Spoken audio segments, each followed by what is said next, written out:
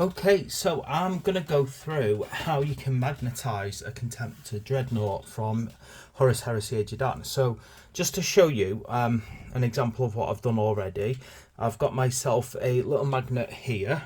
Now I think that's a 4mm by 1mm thick. I tried to find some 2mm thick to actually perfectly fit in that gap. So what I've actually done is I've had to stack two magnets together.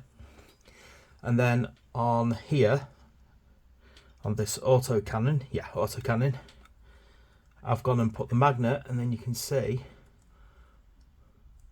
kind of go on nicely and it'll stick nice and firm. Now you'll find that some of the joints are actually quite firm on these anyway, and they don't need, well, they'll kind of stay on with magnets, but obviously after a bit of wear and tear they won't stay solid, whereas as you can see with a magnet, and it locks it right in.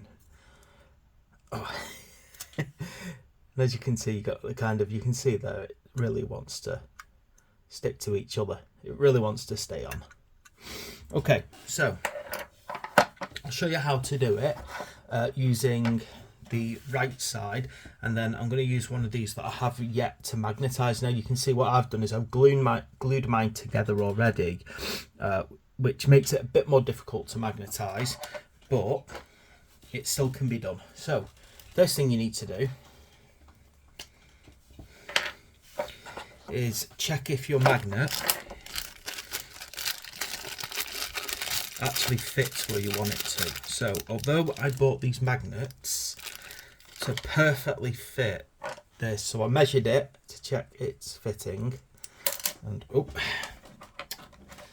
the thing about having little bits of metal around is everything will fall onto it. But what you'll find is, as you can see there, it's kind of slightly off size. So I've bought it to perfectly fit, and because I bought it to perfectly fit, of course I'm going to have to trim it down a bit. So the best way to do that is use something that you really can get a good circle motion going, because you don't want this to be rough either. Now I always try and make sure that my magnets fit, but if you've only got, say, smaller magnets than what you need, then the alternative is maybe just filling it with a bit of putty, and then obviously using it like a very fine drill bit. Okay, this is almost fitting now. So all I'm doing here is I'm just trying to very carefully, and I'm going around in full circles as well, and I want to make sure that with my knife I'm really trying to get this trimmed down. But you know, if it was a large area without like a borehole in it, anything to like bore into, then you obviously would use a little hobby drill for that.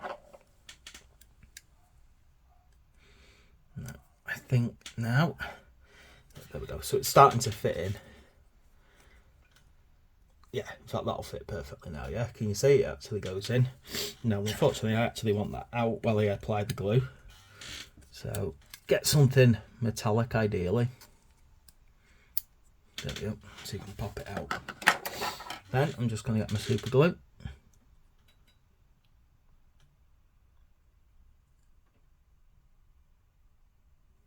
Hate super glue. Comes out so slowly, and then it just kind of charges out all at once, doesn't it, super glue?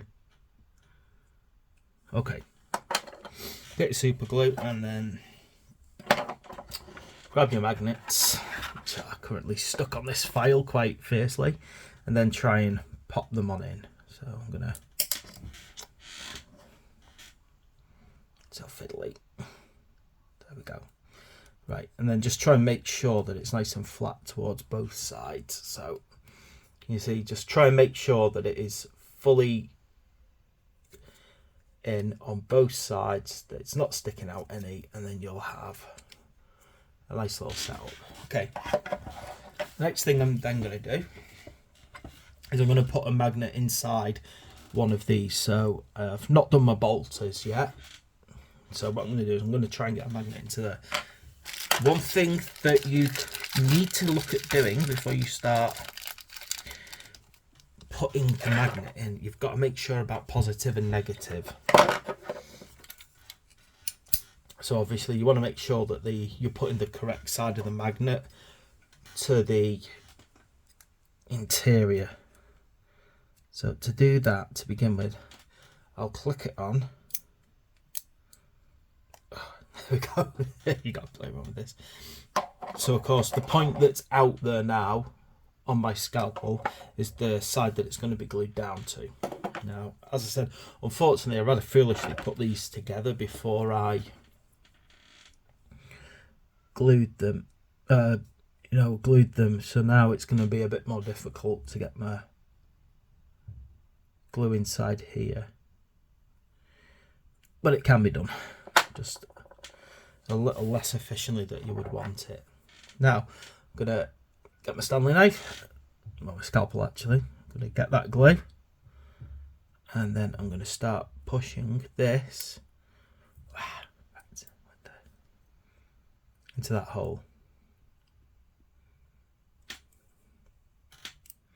And this is why you should always plan your magnetising before you put things together and actually think things through. But because I was building this as part of a how to build series, I didn't really want to magnetise as I was going along, because not everyone can do that.